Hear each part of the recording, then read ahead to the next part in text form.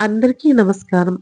మంగళకరమైన ఈ శుభ సమయంలో ప్రతి కుటుంబంలో ఆనందాన్ని నింపే ఒక పవిత్రమైన సాంప్రదాయం గురించి తెలుసుకుందాం. అదే శ్రీమంతం.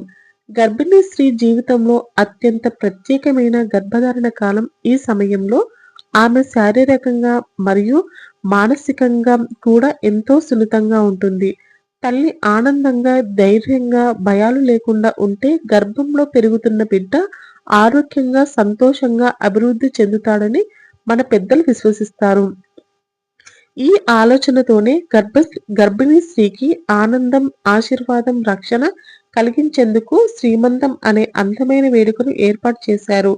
ఇది కేవలం ఒక ఆచారం మాత్రమే కాదు, తల్లి ప్రేమ, గౌరవం, కుటుంబ బంధం మరియు దేవుని కృప అందించే పవిత్రమైన సందర్భం. శ్రీమంతం చేయడానికి ముఖ్యమైన కారణం గర్భిణీ స్త్రీకి మానసిక ధైర్యం ఇవ్వడం. గర్భధారణలో కొన్నిసార్లు భయం, ఆందోళన, ఒంటరితనం సహజం. అలాంటి సమయంలో కుటుంబ సభ్యులు, బంధువులు అందరూ కలిసి ఆమెను ఆశీర్వదించడం వలన ఆమెకు భద్రతా భావం కలుగుతుంది. అలాగే దేవతలు ప్రార్థించడం ద్వారా దృష్టి దోషాలు తొలగి తల్లి మరియు బిడ్డకు రక్షణ లభిస్తుందని నమ్మకం. ఈ వేడుకలో ఈ వేడుక ద్వారా ఇంట్లో సానుకూల వాతావరణం ఏర్పడి గర్భిణీ స్త్రీ మనసు ప్రశాంతంగా మారుతుంది.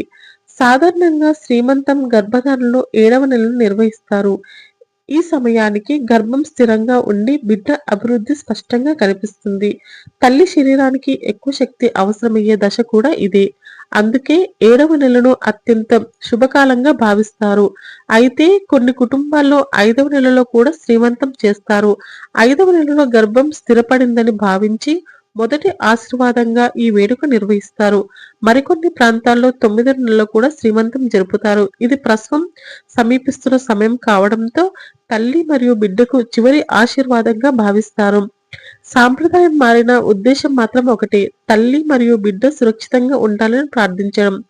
శ్రీమంతంలో గాజులు వేయడం అత్యంత ముఖ్యమైన ఆచారం.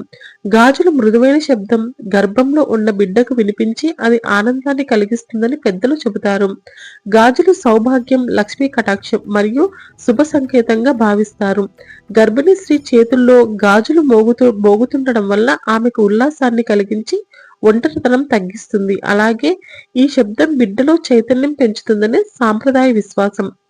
గాజులు వేయడం ద్వారా తల్లి సౌభాగ్యం కాపాడుతుందని కూడా భావిస్తారు. ఈ వేడుకలో పిండి వంటలు చేయడం కూడా ఒక ప్రత్యేకత. గర్భిణీ స్త్రీకి ఇష్టమైన వంటకాలను ప్రేమతో తయారు చేస్తారు.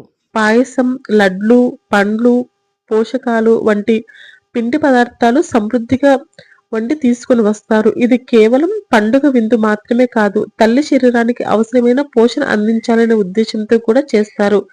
ఇంట్లో వంట సువాసనలు, బంధువుల సందడి, నవ్వులు కలిసి తల్లికి అపారమైన ఆనందాన్ని ఇస్తాయి. ఇంట్లో ఐశ్వర్యం మరియు శుభం పెరుగుతాయనే నమ్మకంతో ఈ విందును ఆనందంగా నిర్వహిస్తారు.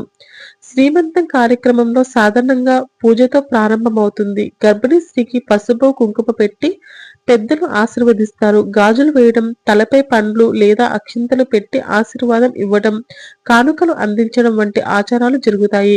ప్రతి ఆచారం వెనుక ఒక ప్రేమ, రక్షణ, ఆశీర్వాద భావం దాగి ఉంటుంది.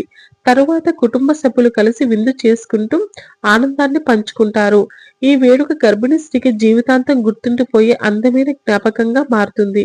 మొత్తానికి శ్రీమంతం అనేది తల్లి సంతోషం కోసం, బిడ్డ ఆరోగ్యం కోసం, కుటుంబం ఐక్యత కోసం నిర్వహించే పవిత్రమైన వేడుక. తల్లి ఆనందంగా ఉండే బిడ్డ ఆరోగ్యంగా జన్మిస్తాడన్న విశ్వాసంతో ఈ కార్యక్రమాన్ని ఎంతో ప్రేమతో జరుపుకుంటారు. దేవుని ఆశీర్వాదంతో తల్లి మరియు బిడ్డ సుఖ సంతోషాలతో ఉండాలని కోరుకుంటూ ఈ శ్రీమంత వేడుకను భక్తితో, ఆనందంతో ముగిస్తారు. ప్రతి గర్భిణీ స్త్రీ జీవితంలో ఆనందంతో నిండిపోవాలని, పుట్టబోయే బిడ్డ ఆరోగ్యంగా, అదృష్టవంతురాలుగా ఉండాలని మనసారా ప్రార్థిస్తాం. ధన్యవాదాలు.